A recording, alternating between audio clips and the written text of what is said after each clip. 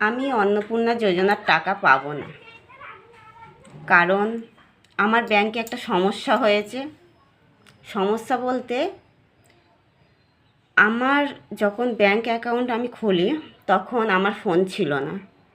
তখন আমার স্বামীর নাম্বার দিয়ে আমি অ্যাকাউন্টটা খুলেছিলাম। মানে অ্যাকাউন্টে ব্যাংক অফ বরোদায় আমার অ্যাকাউন্ট খোলা আছে, আর ওখানে আমার স্বামীর ফোন নাম্বার দেওয়া আছে।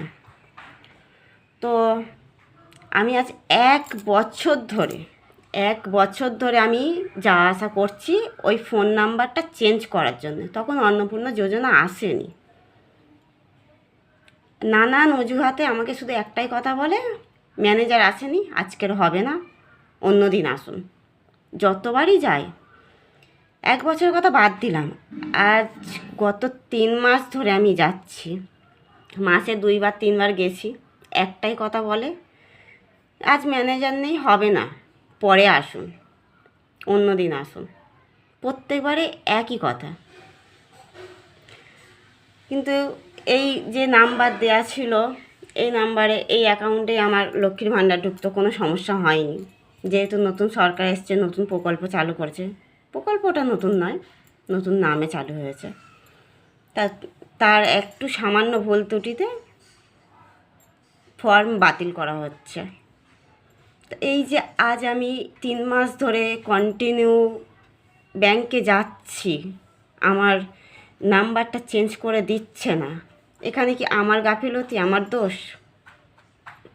এই যে আমাদের সাধারণ মানুষের সাথে ব্যাংকে এতটা খারাপ ব্যবহার করা হয়, এতটা হ্যারাসমেন্ট করা হয়, জানি না আদৌ করে দেবে কি জানি না। আজকে সোমবার, আজ 3 দিন, শনি রবি সোম 3 দিন ব্যাংক বন্ধ। আগামীকাল আমি যাব ব্যাংকে, হয়তো কোনো ঝামেলা হবে, থানাতেও যাব আমি, দেখি কি বলে।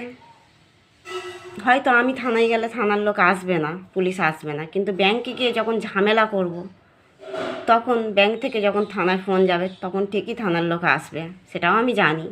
এর আগে আমার সাথে অনেক ঘটনা ঘটেছে, কারণ অন্যায়ের প্রতিবাদ করলে সেখানে আটকাতে যাওয়া হয়, পুলিশ যায়। এই ঘটনা আমার সাথে একবার নয়, বহুবার ঘটেছে। এর আগে হসপিটাল ক্ষেত্রে ঘটেছে। হসপিটালে ডাক্তার রোগী দেখছিল না, বারবার উঠে যাচ্ছিল, তো সেখানে আমি একটা কথা বলেছিলাম বলে থানা থেকে পুলিশ গিয়েছিল আমাকে ধরে আনার জন্য। ধরে নিয়ে যায়নি, সমাধান করে দিয়েছে, কারণ আমার কোনো দোষ ছিল না, আমি সাধারণ মানুষ, অন্যায়ের প্রতিবাদ করেছিলাম। কাল হয়তো আমার সাথে একই ঘটনা ঘটবে, ব্যাংকে যাব, কারণ আমার দেয়ালে পিঠ হয়ে গেছে, কিছু করার নেই। আমার এই নম্বরটা না চেঞ্জ করলে আমার অন্নপূর্ণা যোজনা আমি পাবো না। আমাকে চেষ্টা তো করতে হবে, দেখা যাক কি হয়। তোমাদের সাথে অবশ্যই শেয়ার করব, পাশে থেকো।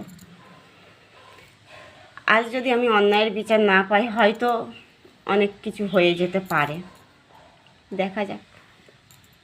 হাল ছাড়লে তো আর হবে না।